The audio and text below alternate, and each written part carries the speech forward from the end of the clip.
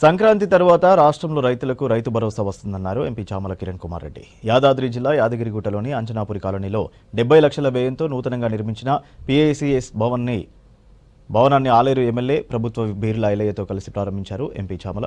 రానున్న రోజుల్లో వ్యవసాయాన్ని, రైతులను కాపాడడమే కాంగ్రెస్ పార్టీ లక్ష్యమన్నారు. సహకార సంఘాల ద్వారా రైతులకు లబ్ధి చేయడంతో పాటు వారికి ప్రభుత్వం అండగా ఉంటుందన్నారు ఎంపీ. ప్రజా ప్రభుత్వంలో రైతులకు 54,000 కోట్ల లబ్ధి చేకూరిందన్నారు ఎమ్మెల్యే ప్రభుత్వ విప్ బీర్లా ఐలయ్య. 70 లక్షలతోటి ప్రారంభించుకోవడం చాలా సంతోషం. రైతులకు పెద్దపీట వేసి ఇక్కడ స్థానిక చైర్మన్ గారు ఎండి రామరెడ్డి గారు వ్యక్తిగతంగా చొరవ తీసుకొని ఈ బ్యాంకును ప్రారంభించుకోవడం చాలా సంతోషంగా పరిగణిస్తూ ఈ ప్రభుత్వం రైతులకు పెద్దపీట వేసిన ప్రభుత్వం. బడ్జెట్లో కూడా సుమారు 70% రైతుల పక్షాన నిలబడి రైతులకు పెద్దపీట వేసినటువంటి ప్రభుత్వం.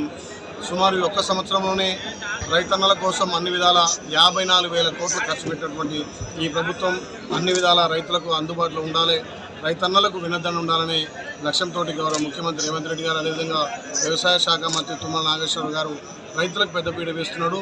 అదేవిధంగా సంక్రాంతికి రైతన్నలకు తీపి కబురు రైతు భరోసా కూడా ఇవ్వబోతున్నాం. రైతులకు ఇన్పుట్ సబ్సిడీ గతంలో ఎట్లయితే సబ్సిడీల మీద డ్రిప్ కానీ పరికరాలు కానీ ఇచ్చినామో దాన్ని మళ్ళీ పునరుద్ధరించి ప్రతి రైతు కన్నా అందుబాటులో ఉండాలి. అదేవిధంగా ఈ రాష్ట్రంలో సన్ రోడ్లకు ప్రోత్సాహం ఇవ్వాలని చెప్పి బోనస్ ద్వారా ప్రతి క్వింటాల్ కూడా 500 బోనస్ ఇచ్చి ఇలా ప్రభుత్వం రైతులను పెద్ద చేస్తుంది.